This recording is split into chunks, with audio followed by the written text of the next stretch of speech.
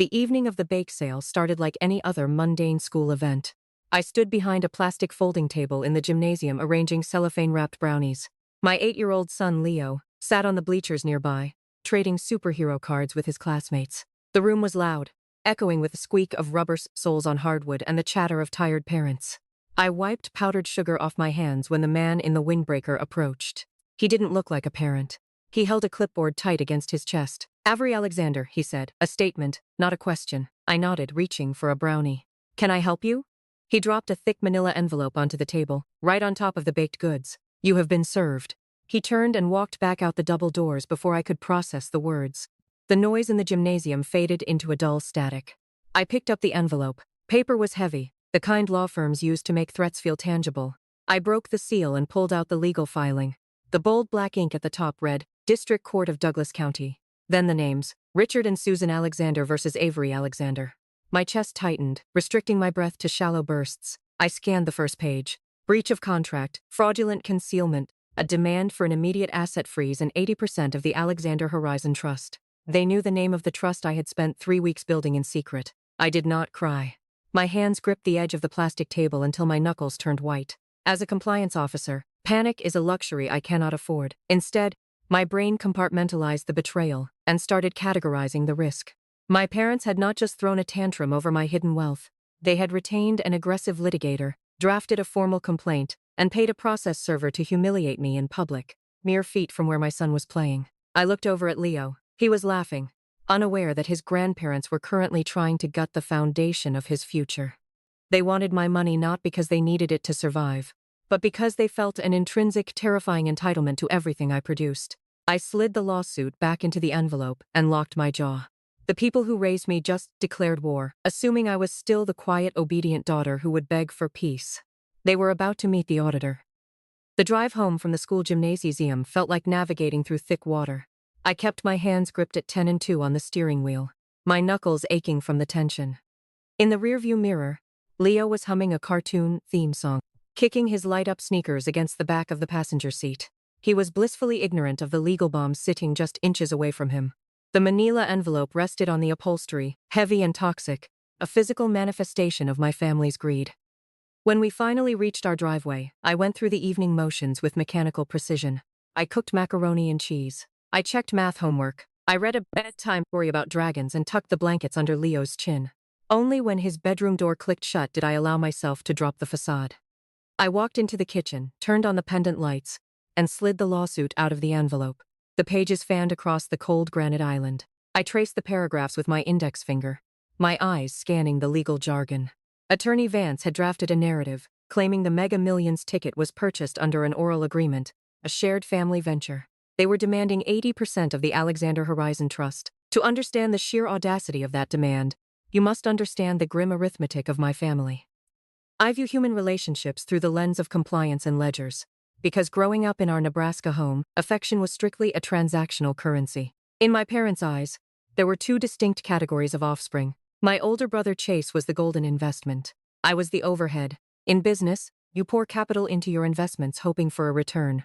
You minimize, ignore, and resent your overhead. Chase was a charismatic serial entrepreneur. He possessed a bright, blinding smile and a hollow core. His business ventures consistently imploded, leaving craters of debt that my parents happily filled by remortgaging their house or draining their savings. There was the app development company that never produced a line of code, the boutique fitness gym that shuttered in 4 months, and most notably, the premium dropshipping enterprise 2 years ago. When Chase announced his dropshipping company, my parents treated it like a coronation. They threw a catered launch party in their backyard. I remember standing near the edge of the patio holding a plastic cup of sparkling water. The lawn was decorated with rented white tents and high-top tables draped in heavy linen. Waiters carried silver trays of shrimp skewers and bruschetta. Chase stood at the center of the crowd, wearing a tailored navy suit purchased with our parents' home equity, clinking a champagne flute and talking about his visionary market disruption. That same week, I had earned my promotion to Senior Financial Compliance Director. I had worked 70-hour weeks auditing relentless corporate accounts to secure that title. I quietly mentioned the promotion to my father near the buffet table. Richard barely looked away from his golden son. He gave a dismissive grunt, scooped a meatball onto his plate, and suggested I use my new position to review Chase's tax filings for free. My achievement was invisible unless it could be leveraged to serve the investment. I survived this environment by adopting a policy of silent endurance. I took out federal student loans to pay for state college. I worked night shifts at a logistics call center to cover my rent. I expected nothing from them, and they delivered exactly that. But the silence did not protect me from their scorn. My mother, Susan, harbored a specific sharp disdain for my methods of survival. She viewed my steady, predictable life as a symptom of my lack of ambition. "Why don't you take some risks, Avery?" she would ask, her voice laced with disappointment. "Look at Chase. He's always innovating." She saw my fiscal prudence as a personal affront, a quiet rebuke of their own chaotic financial decisions. The lottery ticket had been a small act of rebellion, a $10 scratch-off I bought on a whim after a particularly grueling week of auditing. I never expected to win. When the numbers aligned, revealing a $22 million jackpot, I felt a strange mix of exhilaration and dread.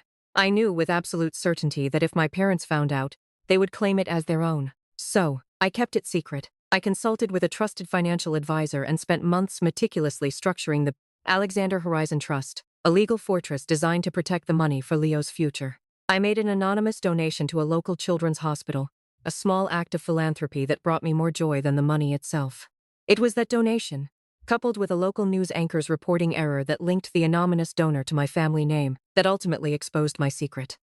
Now, sitting in my kitchen, staring at the lawsuit, I understood their strategy. They were leveraging my family's history of transactional affection, twisting it into a legal claim. The oral agreement they cited was a fabrication, a desperate attempt to retroactively insert themselves into my good fortune. But their greed had blinded them to a critical detail. I was no longer the quiet, obedient daughter. I was a senior financial compliance director. I spent my life auditing corporate paper trails and finding the exact moment people decide to cross a legal line. And my parents had just crossed a very big one.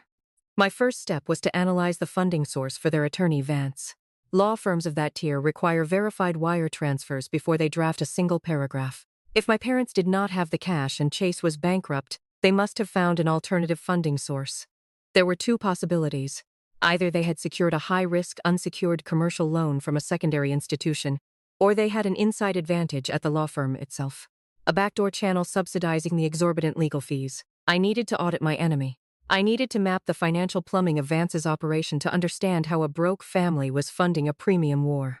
If they were hiding a toxic funding source or exploiting an ethical vulnerability within the firm, I could use it to detonate their legal standing before we even discussed the forged Thanksgiving contract. I closed the browser tab containing Vance's biography and opened my encrypted communication portal. I needed a different kind of expertise. I needed someone who understood the digital architecture of law firms. Someone who could track internal billing codes and network access logs without leaving a footprint. I typed a quick message to a cybersecurity contractor I frequently utilized for corporate compliance audits, asking for a discreet favor. My parents thought the battlefield was confined to the forged piece of parchment. They had no idea I was about to dissect the entire foundation of their legal representation. The request to my cybersecurity contact was simple, professional, and discreet. Marcus was a former federal network analyst who transitioned to the private sector, specializing in identifying data leaks for corporate compliance firms. I frequently utilized his expertise when tracking untethered assets. I sent him a secure encrypted message detailing the name of attorney Vance's law firm and a list of specific queries regarding their internal billing, structure, and document management access logs. I did not ask him to hack their secure servers or extract confidential client files. I asked him to run a passive open-source intelligence sweep. I wanted to know if the firm utilized a specific digital portal for client management, and if there were any unusual routing patterns associated with the case file bearing my name. 2 days later, Marcus sent a reply. It contained a compressed data file and a brief cryptic note. Check the physical access logs matched against the VPN gateways. Your brother is not just a client. I downloaded the file, decrypted it using my private key, and opened the spreadsheet. Marcus had acquired the metadata for the electronic keycard access to the law firm's downtown Omaha building, cross-referenced with the virtual, private network logins used by the firm's staff for remote work. I scrolled through the rows of data, my eyes tracking the timestamps. Attorney Vance operated on a standard executive schedule, accessing the network between 8 in the morning and 6 in the evening. The associated attorneys logged longer hours, occasionally accessing the system late into the night. But there was one anomaly, a specific employee identification number that displayed highly erratic, unauthorized behavior. I traced the ID number back to its assigned user. It belonged to a junior paralegal named Jessica. According to the logs, Jessica was routinely accessing my specific case file, the Alexander Horizon Trust litigation, outside of normal business hours.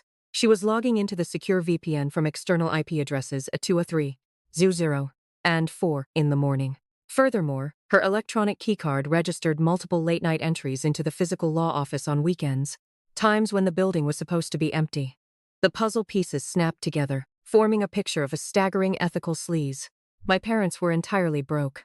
They could never afford Vance's premium hourly rate for the sheer volume of paperwork required to execute asset freezes and draft discovery packets. Vance likely demanded a flat retainer to initiate the case, but the ongoing granular legal work, the hundreds of billable hours required to form out the filings and submit the motions, had to be subsidized. Chase had found the subsidy. My golden brother, the charismatic serial entrepreneur, who built a career out of exploiting the people around him, had targeted a vulnerability within the firm itself. He was secretly sleeping with the junior paralegal. He was using Jessica to gain backdoor access to my legal filings. She was drafting their paperwork, fast-tracking their motions, and logging the hours off the firm's main ledger, effectively providing my parents with premium pro bono legal muscle. The sheer audacity of the manipulation was breathtaking, but it was perfectly consistent with Chase's psychology. He viewed everyone as a resource. He saw a junior staff member at a prestigious firm and realized he could leverage a romantic entanglement to bankrupt his own sister. He thought he was a strategic genius, outsmarting the system by planting a mole inside my enemy's camp. He thought the late-night building access and the unauthorized VPN logins were invisible. He did not realize he was leaving a blazing digital footprint of gross ethical violations across Vance's entire operation. I leaned back in my chair staring at the spreadsheet. This was the midpoint, the fulcrum upon which the entire legal battle balanced. Attorney Vance was an apex predator in the Omaha legal circuit. He was ruthless, but he was also a senior partner. He had built his reputation on strict procedural adherence and aggressive courtroom tactics. He would never under any circumstances tolerate a junior paralegal sleeping with a plaintiff and illegally altering billing records to provide free legal services. This was not just a breach of ethics, it was a professional death sentence for him if it came to light. I had found my leverage. The next day, I called Vance's office and requested an immediate settlement conference. His assistant, a stern woman with a voice like sandpaper, informed me that Mr. Vance was too busy with pressing litigation. I calmly explained that I had uncovered irregularities in his firm's internal billing and access logs pertaining to my case, and that I would be filing a formal complaint with the State Bar Association by end of day, if a meeting wasn't scheduled. The phone line went silent for a moment, then she said, "Mr. Vance will see you this afternoon." I arrived at Vance's opulent office building, a glass and steel monolith in downtown Omaha. The waiting room was hushed, adorned with original art and dark wood. Vance himself was a man in his late 50s, impeccably dressed, with sharp eyes that missed nothing. He gestured to a leather chair opposite his massive mahogany desk. "Mrs. Alexander," he began, his voice smooth and controlled. "I understand you have some concerns." I placed a neatly organized folder on his desk. Inside were printouts of the spreadsheet Marcus had provided, highlighted sections detailing Jessica's late-night logins and keycard entries, cross-referenced with my case file. "Mr. Vance," I said, my voice steady, "I believe there's been a significant ethical breach within your firm regarding my parents' lawsuit. Specifically, a junior paralegal named Jessica has been providing unauthorized unbilled services to the plaintiffs, my parents Richard and Susan Alexander, and my brother Chase Alexander. She's been accessing my confidential case files outside of business hours and using firm resources for personal gain, all while engaged in a romantic relationship with one of the plaintiff's family members." Vance's face remained impassive, but a flicker of something, anger perhaps, or fear, crossed his eyes. He picked up the folder and flipped through the pages. The silence in the room stretched, heavy with unspoken implications.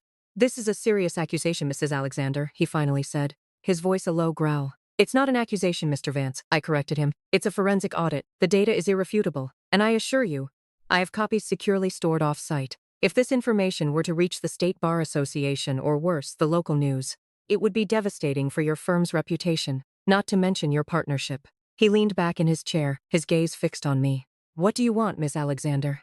"I want the lawsuit dropped immediately," I stated, my voice unwavering. "I want a public apology from my parents, acknowledging their false claims. And I want a signed agreement that they will never attempt to contact me or my son again, nor will they ever make any claim to my assets. Furthermore, I want a full accounting of all funds they've spent on this frivolous lawsuit, which I will then use to file a countersuit for malicious prosecution and emotional distress." Vance closed the folder. He looked at me for a long moment, then a thin smile touched his lips. "You're a formidable opponent, Miss Alexander. Much like your father claimed you were a financial failure, I believe he underestimated you." He picked up his phone and made a series of terse calls, his voice low and urgent. Within an hour, I had a signed agreement in my hand, stipulating everything I had demanded. The lawsuit was dropped. My parents were to issue a public apology, and a restraining order was put in place to protect me and Leo from any further contact or claims. Walking out of Vance's office, I felt a lightness I hadn't experienced in years. The weight of their entitlement, their constant judgment, and their recent betrayal had finally been lifted. I had not just won a legal battle, I had reclaimed my peace. My parents, in their desperate attempt to seize what they believed was theirs, had exposed their own crimes and severed the last fragile threads of our relationship. Chase Goldensuss was left with a ruined reputation and a broken relationship, a consequence of his own manipulative actions.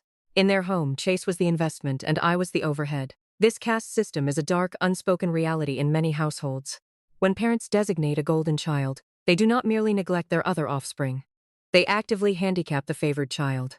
By constantly shielding Chase from the natural consequences of his actions, by remortgaging their home, and ultimately committing federal fraud to bail him out, Richard and Susan did not teach him how to succeed. They taught him that he was immune to reality. They cultivated a breathtaking entitlement, raising a man incapable of accountability, empathy, or genuine hard work. In their desperate attempt to manufacture his success, they engineered his total ruin. Conversely, their treatment of me highlights the devastating impact of conditional love. True parenting requires emotional awareness, the ability to see a child for who they are, to validate their struggles, and to celebrate their quiet victories. When Susan mocked my budget and dismissed my corporate promotions, she was teaching her daughter that competence and independence were not virtues, but rather threats to the family dynamic. I was forced to learn resilience, not through guidance, but through abandonment. I became a brilliant, hyper-vigilant professional because my parents afforded me absolutely zero safety net. Yet, the ultimate lesson of this narrative lies in how I chose to break the cycle. The true measure of family responsibility is not found in blindly subsidizing the destructive habits of the adults who raised you. It is found in fiercely protecting the innocence and the future of the children you are raising. When I refused to take out a loan against my home to save my brother, I was making a profound parenting decision. I was choosing Leo's stability over my mother's demands. In traditional family structures, we often confuse enabling with helping. We are conditioned to believe that saying no to family is a moral failure. But I learned that establishing an ironclad boundary is sometimes the most deeply moral action a person can take. I recognized that allowing my son to grow up in a system where his security could be sacrificed for someone else's recklessness would be passing down the very trauma I had survived. Honesty and integrity are the bedrock of any healthy family. They are the invisible mortar that holds the bricks together. Richard and Susan completely abandoned these values. They forged signatures, stole identities, and weaponized the legal system. They believed that the facade of family loyalty justified their staggering deception. But deceit is a corrosive acid. It eats away at the foundation until the entire structure collapses. I countered their deception with absolute forensic truth. I did not yell, I audited. I proved that integrity backed by verifiable boundaries will always dismantle a narrative built on lies. If you are listening to this and recognizing the echoes of your own family dynamic in these words, you are not alone.